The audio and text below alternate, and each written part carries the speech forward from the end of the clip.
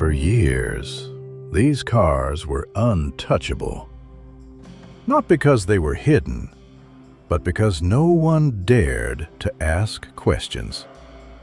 Ferraris, Lamborghinis, Bugattis, parked in private garages, driven only at night, owned by men whose names never appeared on paper.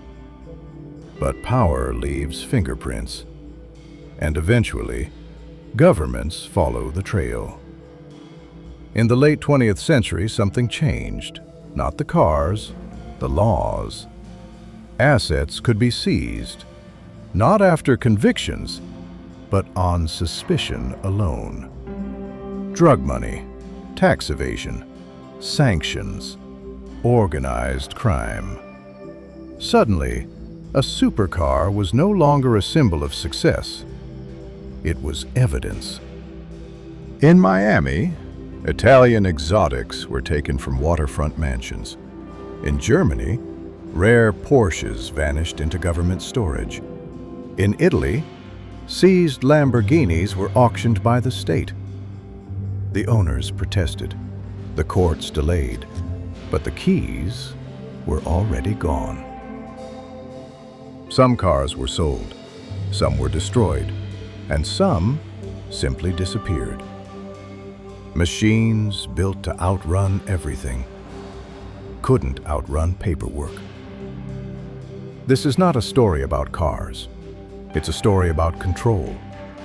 And what happens when governments decide that even beauty can be confiscated?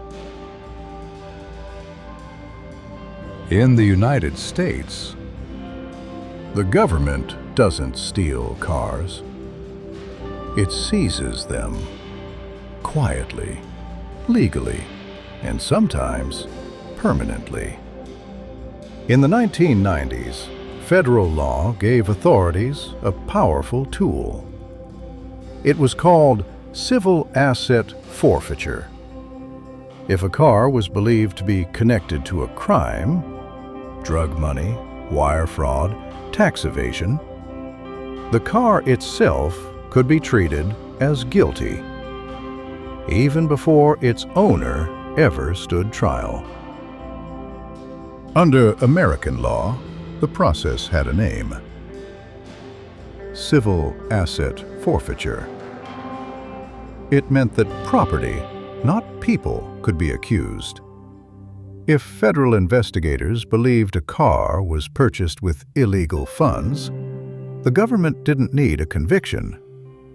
According to records from the U.S. Department of Justice, these seizures were legal, routine, and widely used throughout the 1990s.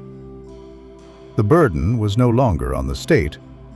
It was on the owner to prove the car was innocent. For many, that was a battle they never won. In the mid-1990s, one car stood apart from everything else on American roads.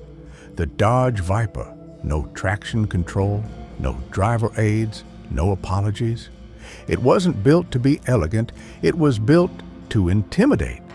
A 10-cylinder engine, a side exit exhaust, and more power than most drivers could handle. For some people, the Viper became more than a car. It became a statement. And in the 1990s, that statement caught attention, federal attention. In multiple investigations across the United States, cars like the Viper appeared again and again, not because they were stolen, but because they were paid for in cash. Drug trafficking cases, money laundering operations, shell companies, hiding real owners. According to federal seizure records, vehicles purchased with illegal proceeds could be taken, even without a conviction. So the Viper was seized.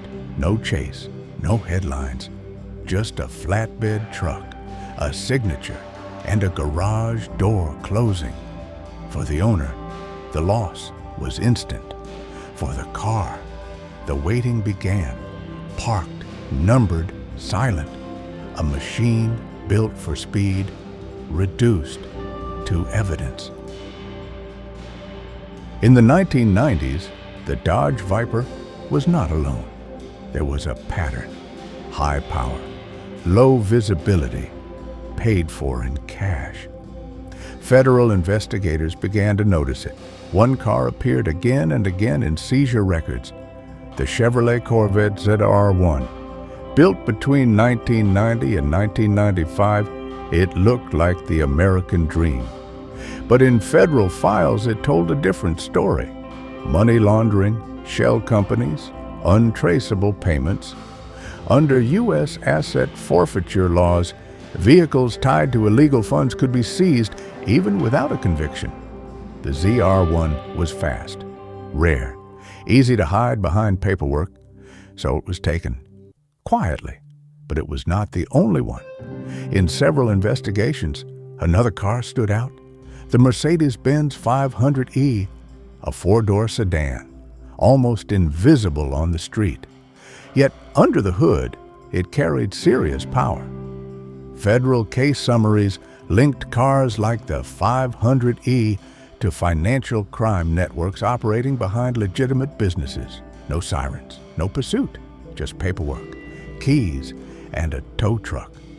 Then came the imports: the Porsche 911 Turbo, Generation 964, discreet, expensive, often purchased through intermediaries, listed in forfeiture notices as seized property, not stolen, simply paid for the wrong way. And finally, the street-level cases: the Ford Mustang S VT Cobra, cheaper, louder, easier to replace. DEA reports from the 1990s tie these cars to narcotics investigations. Often parked in driveways, often registered to relatives, often gone overnight. Different cars, different owners, same ending. Parked, tagged, logged as evidence. Machines built for freedom, reduced to inventory. And for many of them, the waiting had just begun. In the United States, cars were seized quietly, filed, stored, forgotten. But in Italy, the story took a different turn. There, these cars didn't just disappear. They became symbols. In Italy, power doesn't always wear a uniform.